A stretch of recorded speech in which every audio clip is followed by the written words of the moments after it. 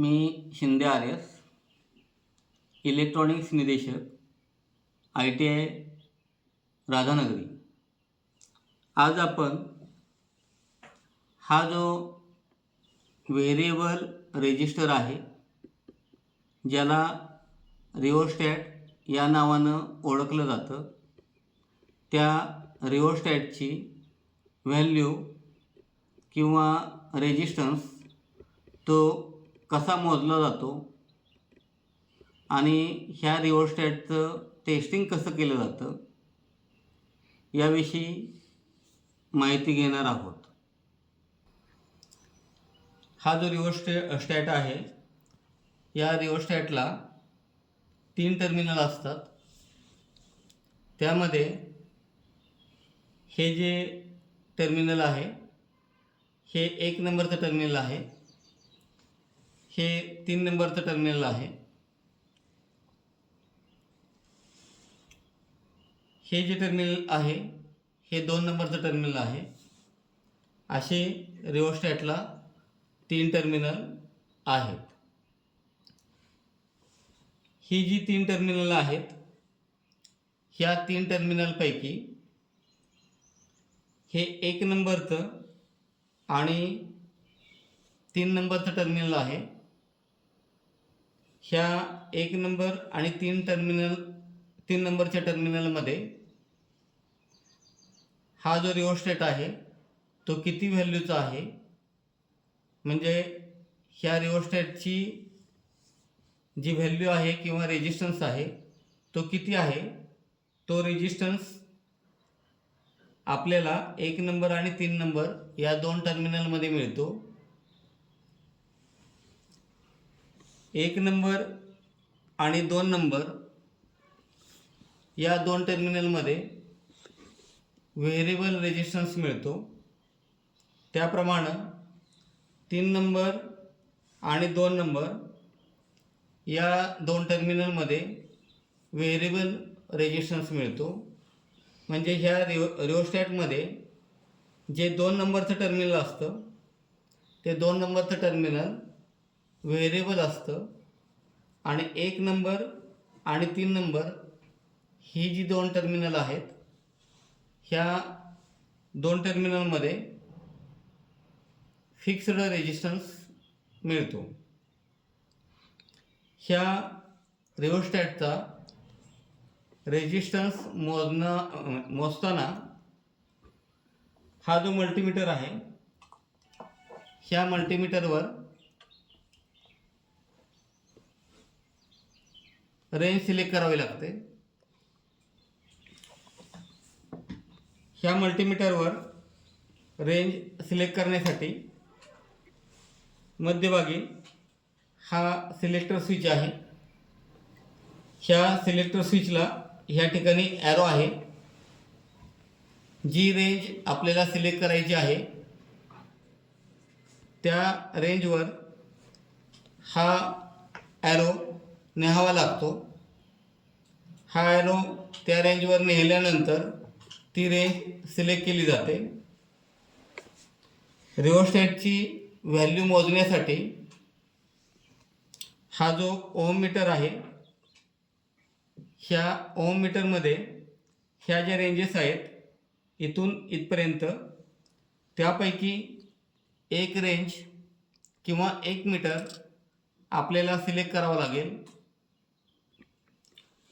आपल्याला रिओस्टॅटची व्हॅल्यू जर माहीत नसेल तर सर्वात मोठा मीटर किंवा सगळ्यात मोठी रेंज आधी सिलेक्ट करावी आणि ती रेंज सिलेक्ट करून त्या रेंजवर रिओस्टॅटची व्हॅल्यू मोजावी.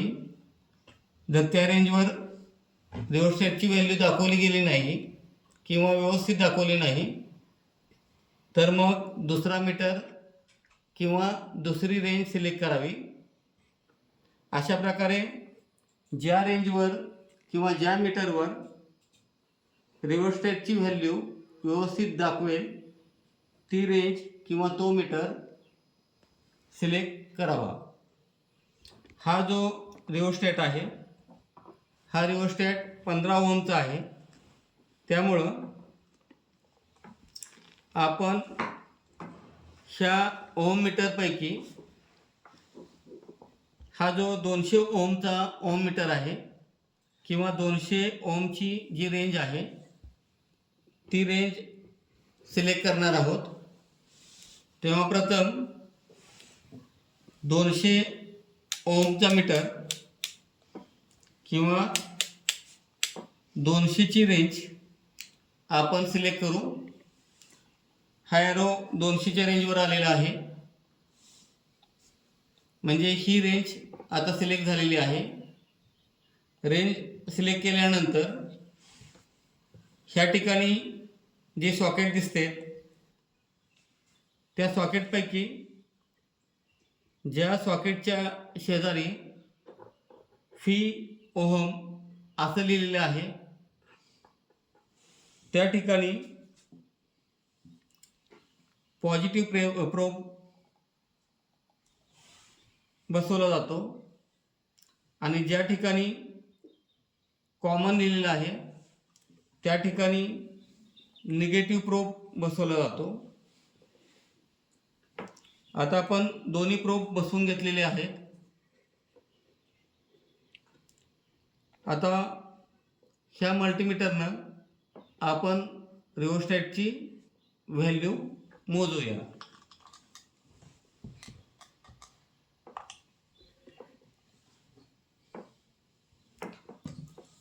पहिल्यांदा आपण 1 नंबर आणि 3 नंबर या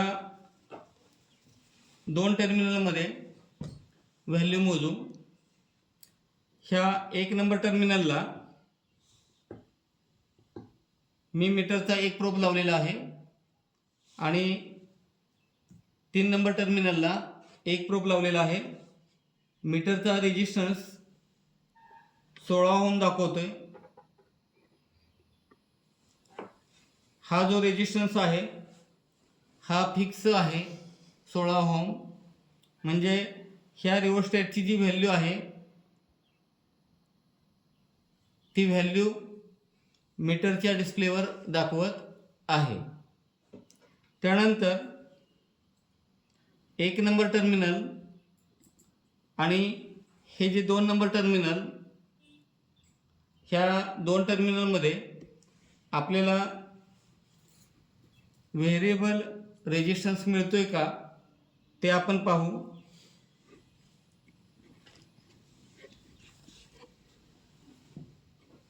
मीटरचा एक प्रोब 1 नंबर टर्मिनलला जोडलेला आहे. हा जो दुसरा प्रोब आहे तो 2 नंबर टर्मिनलला जोडलेला आहे. आणि मी आता रेजिस्टन्स व्हॅरी होतोय का ते पाहतो. बघा, हे जसं मी फिरवेन तसा रेजिस्टन्स बदलतोय.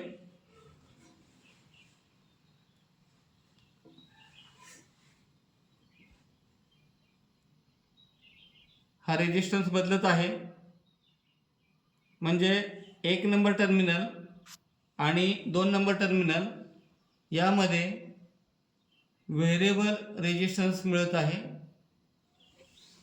त्यानंतर 3 नंबर टर्मिनल आणि 2 नंबर टर्मिनल या दोन टर्मिनलमध्ये व्हेरिएबल रेजिस्टन्स मिळतोय का ते आपण पाहू. मीटरचा एक प्रोब 3 नंबर टर्मिनलला जोडलेला आहे. मीटरचा दुसरा प्रोब 2 नंबर टर्मिनलला जोडलेला आहे. आता रेजिस्टन्स बदलतोय का पाहू. मीटरचा डिस्प्ले पहा, त्या डिस्प्लेवर रेजिस्टन्स बदलतोय. पहा, रेजिस्टन्स बदलत आहे. यावरून 3 नंबर आणि 2 नंबर टर्मिनलमध्ये आणि 1 नंबर आणि 2 नंबर टर्मिनलमध्ये व्हेरिएबल रेजिस्टन्स मिळत आहे. आणि 1 नंबर आणि 3 नंबर टर्मिनलमध्ये फिक्स्ड जेवढ्या व्हॅल्यूचा रिओस्टॅट आहे तेवढी व्हॅल्यू किंवा तेवढा रेजिस्टन्स मिळत आहे. अशा प्रकारे ह्या रिओस्टॅटचा रेजिस्टन्स आपण मोजला. ह्या रिओस्टॅटचं टेस्टिंग करताना जो रेजिस्टन्स आपण मोजलेला आहे तो रेजिस्टन्स मोजतानाच रिओस्टॅटचं टेस्टिंग होतं.